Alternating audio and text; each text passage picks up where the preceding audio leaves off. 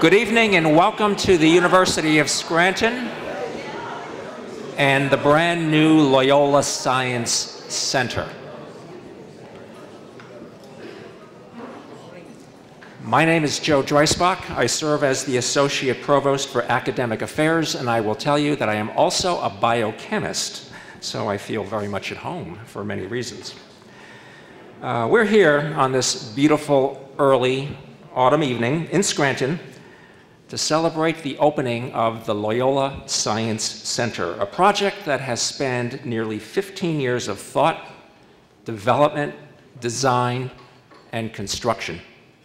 It was about 15 years ago when I served as Dean of the College of Arts and Sciences that I asked a group of faculty to examine what we were doing well in science education at this university. That group, known as the Science Education Committee, discussed the topic and, after about a year, concluded that to do better, the university needs to make a commitment to a new facility for teaching and learning in the science, technology, engineering, and mathematics fields. They produced a concept paper dated 2002, which framed all of what was to follow in the development of this facility. So I want to read just a small portion of that concept paper to you. And as you tour the spaces of the building this evening, I ask you to keep in mind just how neatly these faculty concepts were incorporated into the physical spaces that surround us. So there are a series of bullets in that concept paper. 1, imagine a science center that educates all who enter. An open lobby welcomes visitors with displays and student posters. Imagine lounge areas, informal study areas, and pleasant surroundings that create an atmosphere where students and faculty gather and interact. Imagine a building filled with flexible, state-of-the-art classrooms that permit discussion, group learning, and access to technology for students as well as professors. Imagine a science complex housing the teaching and research space for biology, chemistry, computing sciences, mathematics, neuroscience, and physics. State-of-the-art classrooms, teaching laboratories, research spaces, faculty offices, and informal gathering spaces that reflect the interactive nature of science and encourage active participation. Imagine a science center that serves as a showcase for modern science pedagogy. Imagine a science center that reflects the strengths of science tradition in teaching and learning at the University of Scranton. And I hope you all agree that this Loyola Science Center is a magnificent facility that captures what makes for distinctive teaching and learning at this university, the University of Scranton. So we begin. And I'd like to begin with an introduction of some special guests. And we'll do these introductions as the program continues, so we'll mention names throughout the program. But we will begin stating that we have many special guests in the audience tonight, and our speakers, again, will acknowledge individuals as the program proceeds, as will I. But I want to acknowledge first, as a group, the current and former members of the Board of Trustees, including a number of guests who served as chairpersons of the board. So to all of you in that group, thank you so much for your service to the University of Scranton and for your continued commitment and service. Next, I want to recognize those who were present and whose gifts allowed for the development of some very special laboratory spaces. So first, Dr. William Antagnoli. Thank you so much for your generosity and your dedication. Dr. Nicholas and Jean Saccone and Josephine Saccone, thank you so much. Edward and Evelyn D'Agostino and the Pennsylvania Regional Tissue and Transplant Bank, thank you so much.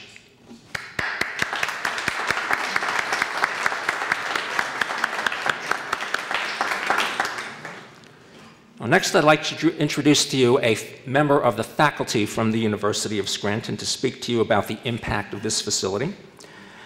And there can be no better person to represent the faculty tonight than Dr. Janice Voltzow.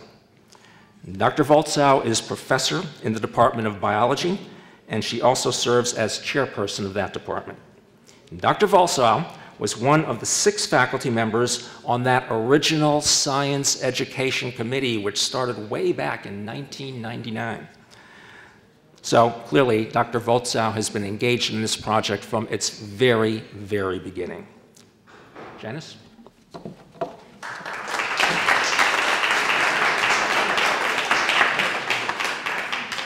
Thank you, Joe. I am so happy to be here to celebrate this wonderful facility. As Joe Dreisbach said, we began in 1999 with a vision of thinking about the future of science at Scranton. And one of our earliest documents expressed our vision as follows: education that occurs outside the classroom can be just as effective, if not more effective, than education in the classroom. We wish to create a natural science community that educates all who walk into the building and through the hallways. The availability of lounge areas, informal study areas, and pleasant surroundings will create an atmosphere where students and faculty will want to gather. As you tour the building, I hope you see all of the informal spaces that are scattered throughout the building. One of the most thrilling things when we moved in was the day the doors opened, those spaces were filled, and they're filled by students all day long, students from all over the university working, writing on whiteboards, writing on glass, working together in groups. We didn't even have to tell them it was here. They knew as soon as the doors were open. The committee believes strongly that the new science complex should bring all of the STEM departments together. And our vision was a bit broader than what the university had originally imagined. That vision, then, to quote an early memo from Joe Dreisbach to then Provost Dick Passon, was ambitious and beyond the scope of the initial science facilities project described in the university's campus plan. Fortunately, however, Joe added in his memo, the issues that support the vision are reasonable and focused. The plan to build a science community of faculty and students that will pursue new developments in science education is something he wanted to support. Thank you, Joe.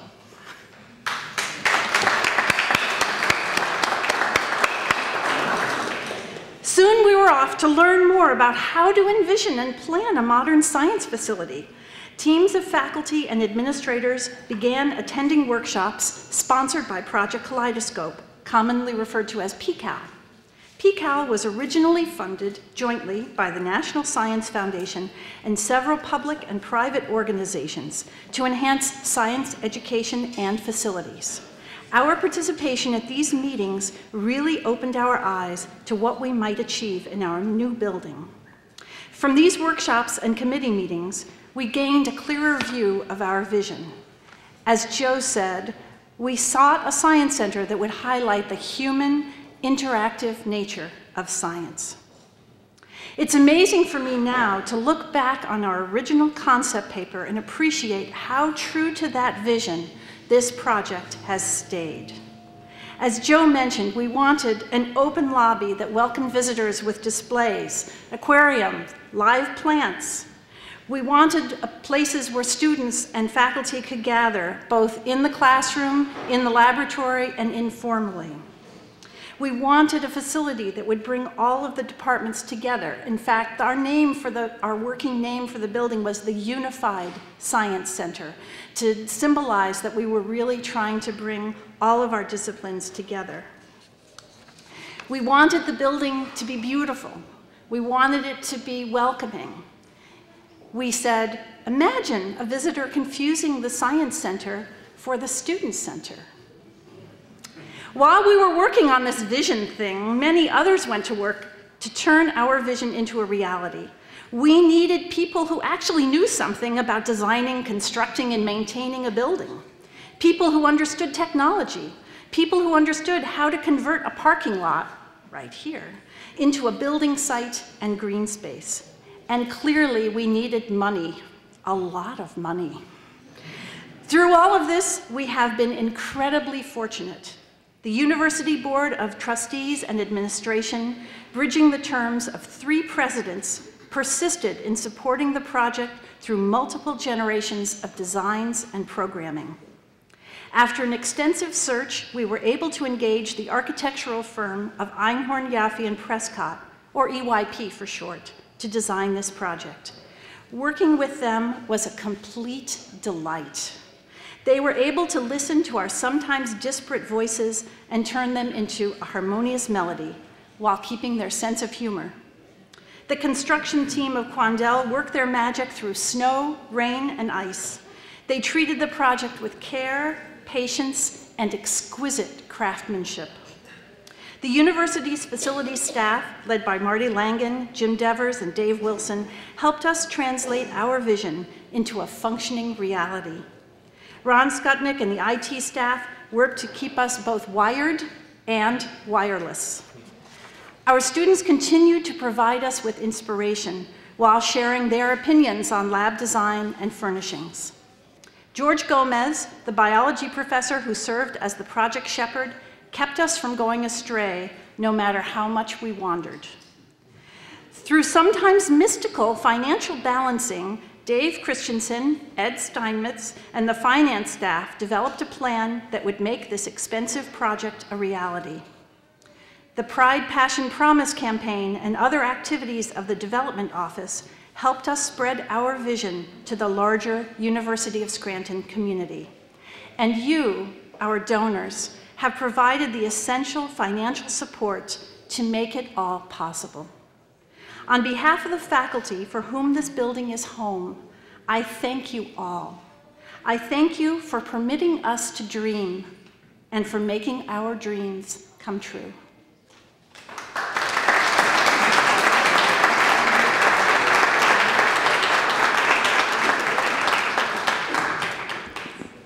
It's very clear how the faculty leadership and the faculty concept moved this project forward in collaboration with administration and the architects and designers, and there's no one who better exemplifies that than Dr. Volzow, who also has a great memory. Didn't remember all those things. Behind me, we see one of the largest classrooms or auditoriums in the building, or on the campus, the PNC Auditorium, and for this particular facility, we thank Mr. Pete Danchek, the regional president for PNC, and the PNC Foundation for their continued support of the university. So thank you, Pete, and thank you, PNC.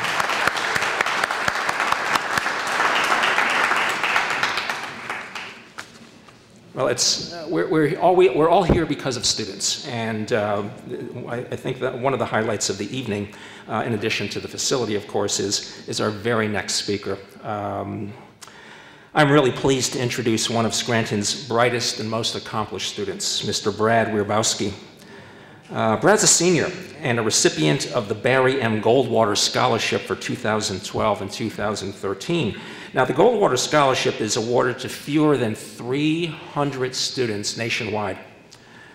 And we're proud that Brad is the 10th Goldwater Scholar from Scranton over the past 10 years. So this is a very, very accomplished young man. And that's not all. Brad is also a University Presidential Scholar and a 2-time O'Hara Award recipient. He's a member of a variety of honor societies, and he's an active research student. In fact, Brad already presented some of his work at national scientific conferences. Brad is the son of Judy and David Wierbowski, both of whom are University of Scranton alums. His brother Shane is a class of 2016 Presidential Scholar at the University of Scranton. So if you assumed now, or hypothesized, as we scientists like to say, that Brad's major program of study is in the sciences, you are absolutely correct. Brad is in the biochemistry, cell, and molecular biology program. But he's also a major in English literature. So when you hear him speak, it will be clear and obvious to you all that he's very gifted in both of those areas. Brad?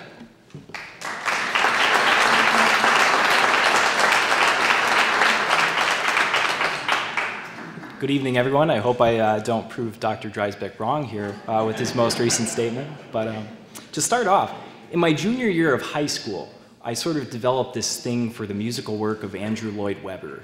And, I had gone to see a performance of the Phantom of the Opera off Broadway in Syracuse. And so for my birthday in the spring, my dad had purchased tickets for us to go see Evita at the Scranton Cultural Center.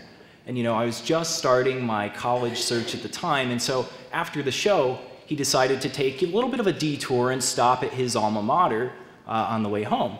And so as I stopped out of the car and took my first steps onto the university's campus, I could have never guessed, first steps out into the parking lot along Monroe and Ridge Row, I could have never guessed that 4.5 years later, I would be standing here almost literally in the same exact spot. I think it's right over there. But to speak with you in this building tonight about this building. And here we are. When I entered my undergraduate studies at the university, I knew I was generally interested in the biological sciences and English. But I really had no idea what I wanted to do after college. And yet 3.5 years later, I'm now in the process of applying to PhD programs in cellular biology and biochemistry. So clearly much can change in 3 years. And it's really been incredible to witness over that time the change that the Loyola Science Center has wrought not only upon my undergraduate education, but really upon the education experience of the university as a whole. So having spent 2 of my 3 years of scientific upbringing in the Loyola Hall of Science across the street, I can say first and foremost, it's really just an incredible experience to have this building here in which to learn and really in which to live. I can't say for sure, I tried to come up with this calculation, but if I had to guess how much time I spent outside of class in the Loyola Hall of Science, I'd say maybe about 9 hours over the course of 4 semesters. So that's maybe 2 minutes per day. So get it in and out. But from time to time, you could see maybe some students kind of clustered down at the edge of a classroom studying for an upcoming organic exam, cramming. But even that was a really rare occurrence. And so the Loyola Science Center, aesthetically, functionally, it's a place for the student, a place you really want to be. Inside and out, it's positively gorgeous, from the native West Mountain stone to the glass windows to the wood-paneled alcoves. Really, even in the labs, you look outside the windows, and you almost want to stay in the lab until 8 o'clock at night working just so you can catch the sunset. It's really an incredible view. The student space between the study rooms and then the student workspaces in the labs, it's a godsend. If you have a test coming up, grab some food, grab a coffee, grab your friends, hunker down, really prepare. It's just, especially if you look right over there with the opening of Bleecker Street, there's hardly even a reason to leave the building, and I've been tempted several times not to. But really, this building grants, I think, a tangible form to the work done by its students. I can't even explain what it feels like to walk down the halls and to see students in the study rooms, drawing organic structures on the board, circuit diagrams, to see students engaged in study. It's really exhilarating to see that kind of work being done on a daily basis. And similarly, the posters outside of each of the main labs, they really highlight what our undergraduates have been doing in terms of their research. And these posters, they really help to introduce students who are unfamiliar with research to the process of doing research, what they're able to do here. And this whole notion of breaking down walls, bringing people and ideas into communication, it really stands at the heart of the building's design and mission. And one of the things that brought me to the university in the first place was the attention afforded to students by professors. And with the new office suites, students and professors are put in closer proximity than ever. More than that, the building's design has really literally broken down the walls between disciplines by placing faculty of different disciplines and research interests in a common lab space. And to me, this is probably one of the most exciting things about this new building, one of the most exciting functions. Having spent 10 weeks this summer at the Rockefeller University, one of the nation's leading biochemical, biomedical, biological research institutions, I can really say that science, cutting-edge science, it happens at the intersection of disciplinary boundaries. And so you have all these various techniques employed in pursuit of a common goal. So to see that this building really fosters this kind of collaboration through its very design, I think that says much for the future prospects and projects of the university. So suffice it to say that the Loyola Science Center has truly transformed the nature of education at this university and provided us students, particularly us students in the sciences, with a place that we can call home. And so on behalf of the student body then, I extend my most profound gratitude to you who have made possible this building and all that it represents and enables. To you who have formulated, fostered, shared in its mission, to you who have brought this mission into a physical form. Tonight we celebrate the Loyola Science Center as a human endeavor, your accomplishment. And we thank you for enabling, through your work on this building, our own endeavors in turn. Thank you.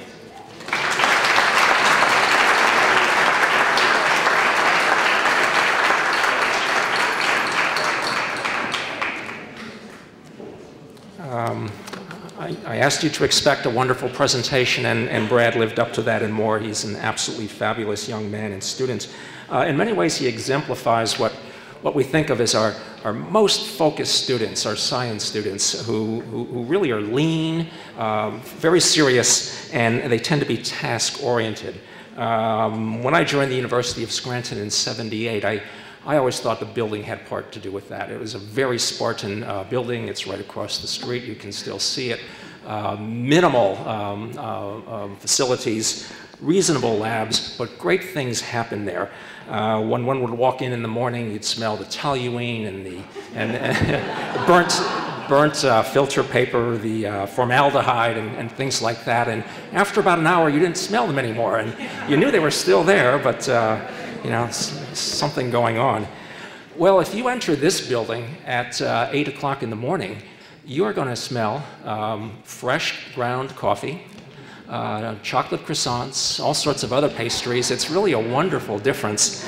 I trust we will still graduate lean and mean students and not a bunch of chubby chemists, but we'll see. We'll see. We have so many donors here tonight, and there's another group that I'd like to acknowledge. Dr. Joseph Bannon and Dr. John Mariotti for their leadership in engaging our medical alumni professions. And thank you so much to the doctors, dentists, veterinarians, and scientists who responded so generously to their call. Finally,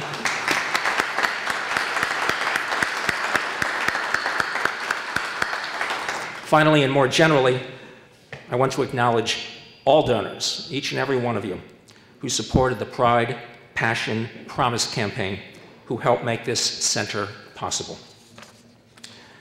At this time, it's my great pleasure to invite to the podium the chair of our Board of Trustees, the past recipient of the university's President's Medal, the O'Hara Award, and an honorary degree. He is a distinguished member of the class of 1970, Mr. Kip Condren.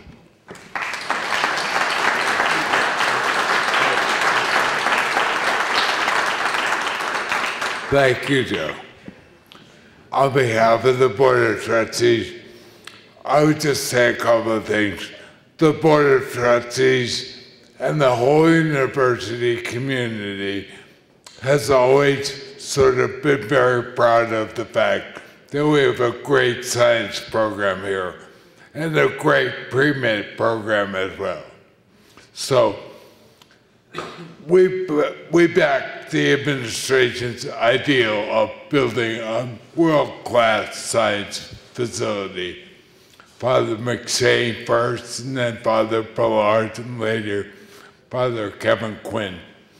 All wanted a world-class facility, but it was to do it right, was gonna cost somewhere around $85 million. My wife Peggy and I shared the Pride, Passion, and Promise campaign, and we raised $130 million in Scranton.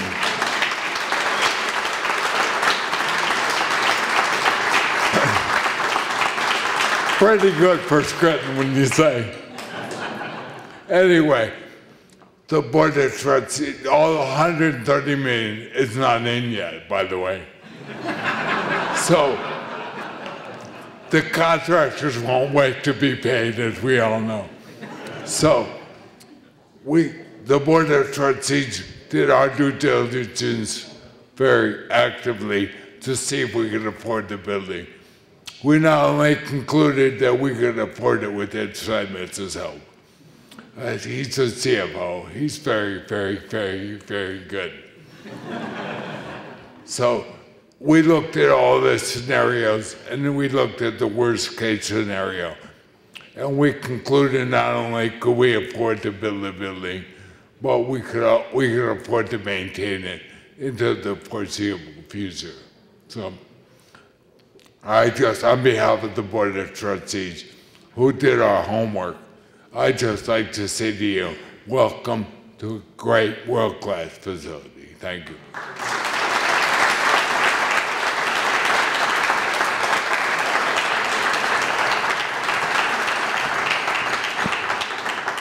Thank you so much, Mr. Condren, for the support of the project and for the support of the university.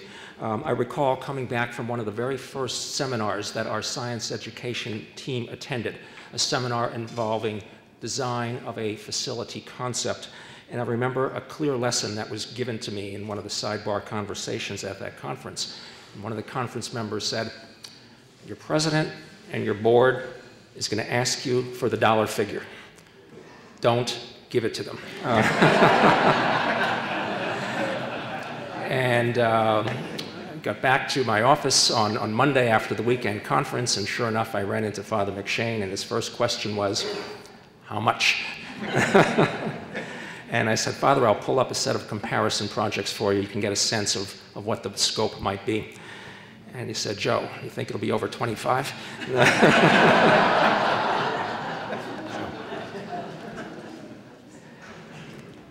Our final speaker this evening, it is an absolute honor for me to present the 25th president of this university, the University of Scranton, Reverend Kevin P. Quinn of the Society of Jesus. Father Quinn.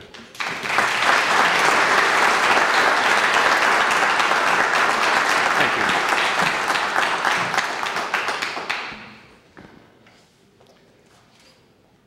Thank you, Joe.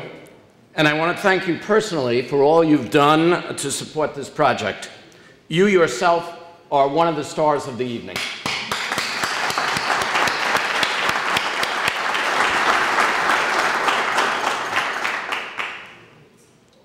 I have to say, though, I'm a little frightened as now a second-year president to hear that we've not collected all the money. That's not what you said 18 months ago. Some people have to die.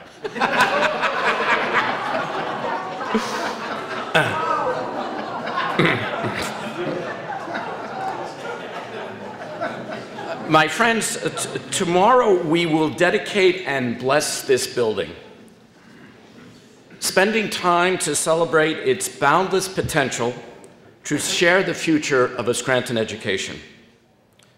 Tonight, it is my privilege to be the chief spokesperson to say thank you. Let me begin by thanking my boss, Kip Condren. The university has had no greater supporters than Kip and his wife, Peggy. I want to thank them for their service as trustees, as we've heard, as chairs of the Pride, Passion, Promise campaign, a historic effort that has changed our campus and improved its heart forever. Kip, thank you.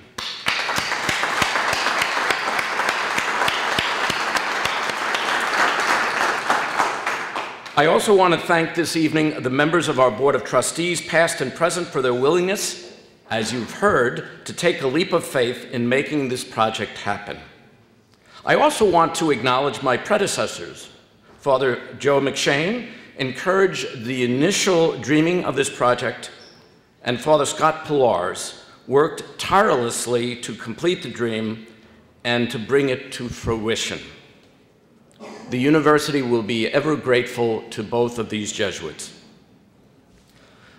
But of course, without support of our donors and our friends, the Loyola Science Center project would not have been possible. Joe has already acknowledged several of our supporters. I want to single out a few more. Let us begin with the halls of the Loyola Science Center, which recognize some very special people in the life and the history of the university. Harper Mcginnis Hall honors two longtime physics professors, Dr. Joseph Harper and Dr. Eugene Mcginnis. Keener Hall pays tribute to Carl and Joanne Keener. Carl served on the Board of Trustees and was the board chair during the formative phase in the development of this project. Carl and Joanne, thank you.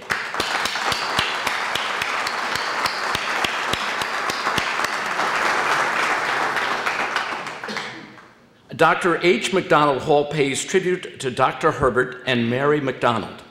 The late Dr. Herbert McDonald was a steadfast supporter of the university, and his wife, Mary, served on our Board of Trustees.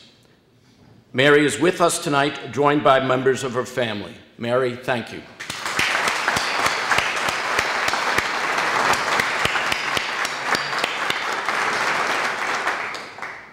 Milani Hall recognizes Dr. Frank and the late Doris Milani, who have been longtime supporters of the university. Frank is with us tonight, along with his children Natalie, Frank, and Elizabeth, the Milani family.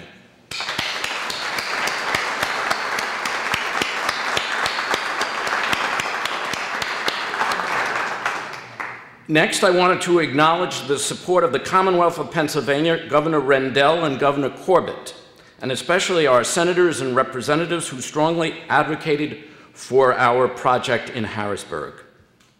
We are very grateful as well for the help and guidance of S.R. Wojak and Associates, represented this evening by Steve Wojak and his associate, Jim Davis. Thank you.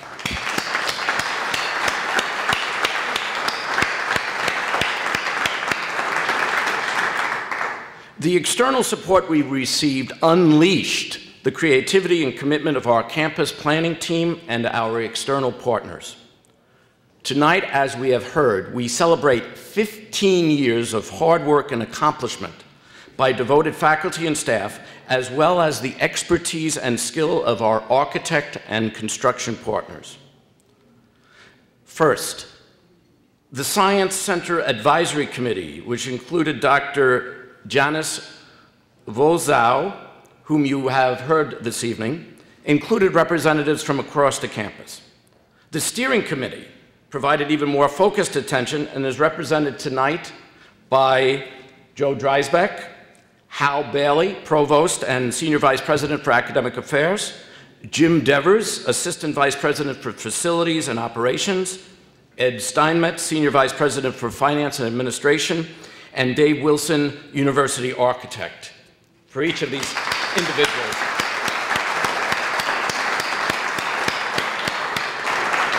also on the steering committee and worthy of singular attention is Dr. George Gomez, Associate Professor of Biology and Neuroscience, and most importantly tonight, the project shepherd. I love that time. All I can say is nicely done, George. Our external partners were nothing short of remarkable, as we have heard. I want to acknowledge tonight our architect, Einhorn Yaffe Prescott Architecture and Engineering. They are represented this evening by several representatives. Again, thank you.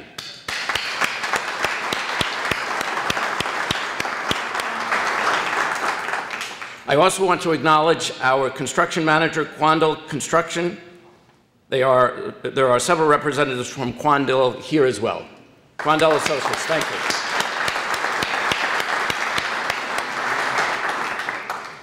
Lastly, and most importantly, as a university president, I want to thank a group of people. Without them, we would not be here, our students. They were represented quite eloquently tonight by Brad Werbowski. Thank you, Brad.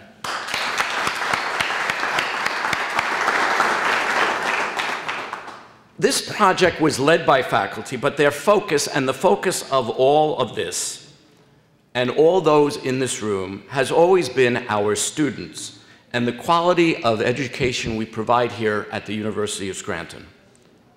Our students were the focal point and inspiration for every stone, glass wall, gathering area, study space, laboratory, and classroom. I tonight want to thank our students for inspiring us all. My friends, God bless you all, and God bless the University of Scranton. Thank you.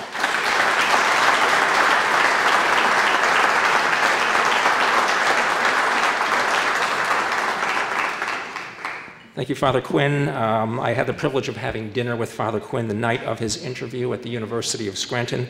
I can say that we're just so thrilled that he took the job, and his leadership is something that we can never take for granted. So thank you so much, Father.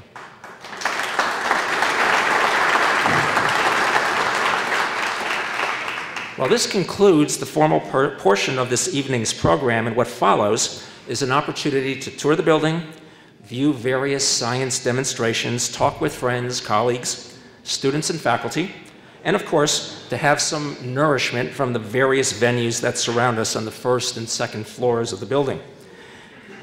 I especially invite you to premiere our new admissions video, and that's playing right in the PNC auditorium, just behind me and in front of you.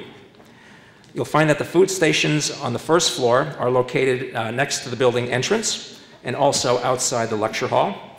That is the PNC auditorium, just behind us. On the second floor, outside room 238, which is also known as the forum. It used to be known as the tea room, but we got rid of that idea early in the development. And judging from the glasses in this room, you probably don't need directions to the bar, but that's up there also. And if you still are not sure, follow our provost, Hal Bailey. He'll be going up in that direction. If you can keep up with him. Now, you may want to go directly to dessert and coffee, and that's on the second floor, away from this open space right next to the aquaria. So that might be a good place to start, and then work your way back. But in any case, thank you all so much for being here on this wonderful and special evening. But thank you especially for your commitment to this university and to its community.